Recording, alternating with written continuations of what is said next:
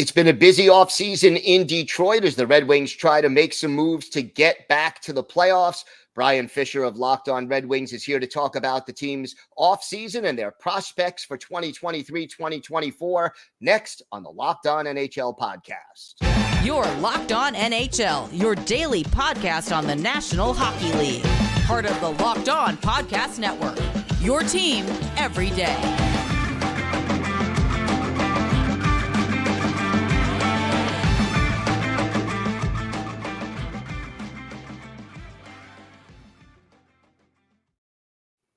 And welcome, everybody, to the Monday edition of the Locked On NHL Podcast, part of the Locked On Podcast Network, your team every day. I want to thank everybody who makes Locked On NHL your first listen every day. Don't forget to subscribe on YouTube or wherever you get your podcasts so you can get new episodes as soon as they drop. And you can find Locked On NHL now on SiriusXM on the SXM app. Just do a search for Locked On NHL. It is great to have Brian Fisher of Locked On Red Wings back on the show. And Brian, certainly an eventful offseason in Detroit. Some big additions. I guess we can start with Alex DeBrincat. What is he going to bring to the table, and how much better does he make this Detroit team right away? Well, what he'll bring to the table is goal scoring, and that is one of the biggest things. The Red Wings obviously have a lot of holes that they needed to address this offseason if they want to, take that step forward to compete. But on Scotty and I's list over at Locked On Red Wings, number one was goal scoring.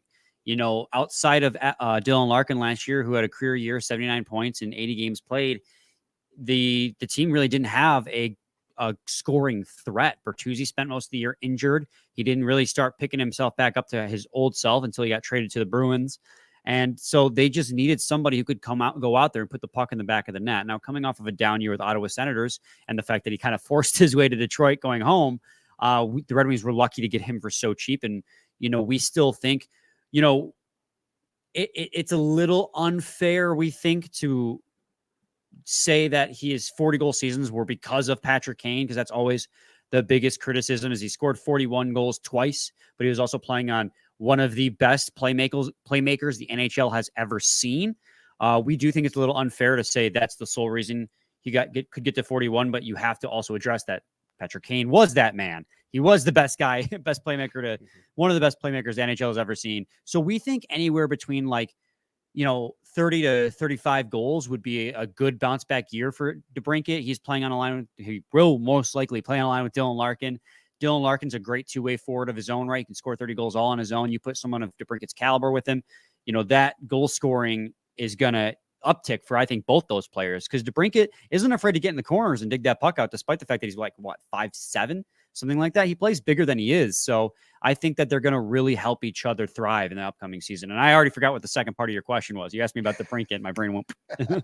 Well, let me ask you this. What other areas does this team need to strengthen to get back to the playoffs? I mean, what are the biggest areas of concern at this point? Goaltending is the biggest area of concern right now. Ville Husso obviously had he started off the season phenomenally last year for the Detroit Red Wings, and through the first quarter of the season was one of the best goalies at goals saved above expected in the entire league. He was top 5 at one point. But then I think the fact that the Red Wings had no genuine backup, they cycled through Alex Nedeljkovic and Magnus Hellberg, who had just awful years last year. There's no nice way of putting it. They were just horrible. So though I think the workload for Ville Husso eventually got to him, because it was his first ever year having to be the starter, and the workload got to him. The Red Wings' poor defense got to him too. And eventually he got the injury bug too by the end of the season. So as the season went on, his performance kind of got worse and worse. And I think he finished with an 8.96 save percentage, if I'm recalling off the top of my head properly. And they addressed some of the other woes. They got James Reimer, who also had a career worst year last year, but historically, has had a pretty solid. I think people overlook James Reimer, but he's historically been pretty good. Last year was the first year he's ever had a sub 900 save percentage his entire career. The big concern with him is that he's 35 years old. So you wonder how much of that save percentage last year was him falling off due to age versus him playing behind the San Jose Sharks, who were one of the worst teams in the league last year. Because the year prior, that Sharks team wasn't much better, and he had a 911 save percentage that year. So, you do wonder if he can bounce back. I do think he will. I think he will return to form. I do think age is a factor, but I don't think he'll be as bad as he was. I think he'll be low 900s, and that's what you need at a backup. And then Alex Lyon down there in the AHL, if Red Wings get really desperate, now they have an option in Grand Rapids because, Jan Bednar and John Letherman and Sebastian Cossa, I don't think are going to be ready for the NHL anytime soon. Cossa is like the main guy we're looking at. I don't know if Letherman and Bednar are ever going to have it in him. Yeah. You touched on the defense briefly. Do you think that the defense core will be better this year? And if so, why? Well, it's tough to get much worse based on where they were at last year. Last year, the Red Wings had 5 defensemen. They had 3 seventh defensemen. They had 3 guys who were competing for that 6th spot on the defensive core, and none of them could solidify their spot full time. It was Robert Haig, Jordan Osterley, and Gustav Lindstrom, and those 3 guys were all underperformed so much that none of them could ever just be the 6th defenseman. This year, all 3 of those guys are gone. The Red Wings obviously brought in Ghost Despair, who I think is going to be a huge offensive kick, especially after they traded away Phil Peronic. They're going to need a guy like Ghost Despair to help bring that offense. 1-year deal. He'll be a great trade deadline bait if the Red Wings are in that position. Hopefully there'll be buyers this year. We're all hoping for that.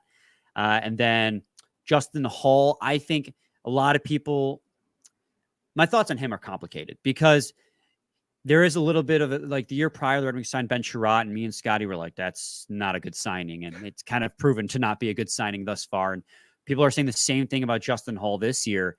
I think Justin Hall is better than he's being given credit. I think he kind of became the scapegoat in the regular season for the Toronto Maple Leafs. And don't get me wrong, he had a horrible playoffs. There's no beating around the bush, but the advanced metrics say he's a pretty solid defensive defenseman in the regular season. He has been. And I think that is still an improvement over what the Red Wings had this last year. I don't think he'll get like top 4 minutes. I think he might be a bottom pair defenseman for the Detroit Red Wings. And yeah, you're probably overpaying for that. You're probably paying him too much to play that role. But then that and the acquisition of Jeff Petrie, who I think still has enough left in the tank to play bottom 6 minutes, or not bottom 6, but bottom pair minutes on the right side. Red Wings defensive core, even if it is still a middle of the pack defensive core across the league, is improved when you compare it to the year prior. Yeah, middle of the road is better than terrible. So yes. No question about that. Up front, of course, Seider and Wallman, they found terrific chemistry last year in the NHL together. They were fantastic. At one point, had the best, I think it was expected goals against per 60 minutes in the entire league. Just great shutdown pair. And offensively, there's a lot to be liked there as well. So you have one true, really good pair, and then the rest after that's just kind of mediocre. But like you said, mediocre is better than bad, which it was last year. Training camp is a few weeks away now. Any prospects that you have your eye on who have a chance to make this team? Oh, that's a good one. So we just, in our Monday episode of Locked On Red Wings, we went over the prospect tournament, and the Red Wings have a lot of guys who are like on the cusp of being full-time NHLers. Elmer Soderblom played 21 games with the Detroit Red Wings last year, nearly lost his rookie status. He's so big, 6'8" and has soft hands. He's a net front threat. He's a unicorn, but he has the same problems that everyone at that size does. He's a little unsure on his feet and can get knocked off the puck pretty easy. He's used to letting his pure size win him battles, but in the NHL, everyone's so strong, he can't get away with it. So if he improved on that, he'll be knocking on the door. Simon Edvinsson had offseason shoulder surgery. He's not going to be back probably until November at the latest, but he's going to have time in Grand Rapids. But obviously he was right on the cusp before that surgery. Albert Johansson, William Wallander on the defensive side of things as well. And when you're talking about underdogs, like your dark horse candidates for making the NHL roster, I keep your eye on guys like Carter Mazer out of the University of Denver, turned pro at the end of the season last year, tore up with Grand Rapids, like the end of their season. And same with Amadeus Lombardi. I think he's probably 1, maybe 2 years away in all reality, but Amadeus Lombardi just torched the OHL last year, just absolutely torched it. So I'm really excited for those guys. And then the cream of the crop, Marco Kasper, is going to be at the prospects tournament as well. And I think he's a real threat to bump Joe Veleno off the center role on the bottom 6. And I think long-term, they're looking at a top 6 role for him. You drafted him 6th, 8th overall, something like that. And he's going to be a really good center. And I think he's probably the closest to making the NHL roster out of anyone I just noted. All right, Brian, why don't you tell our viewers and our listeners where they could find you on social media and where they could find the podcast? Well, you can find the podcast on YouTube. Obviously, search Locked On Red Wings. You can find us on Spotify, Apple, Odyssey app. Shout out to the company I work for, Odyssey. We are on there as well. As well as you can find me on Twitter at Brian Fisher WWJ. And Scotty can be found on Twitter at Bentley Scotty. And the show's Twitter account is at LO_Red Wings. All right, Brian, thank you so much for joining us. Always a pleasure. No problem. Thanks so much for having me, Gil.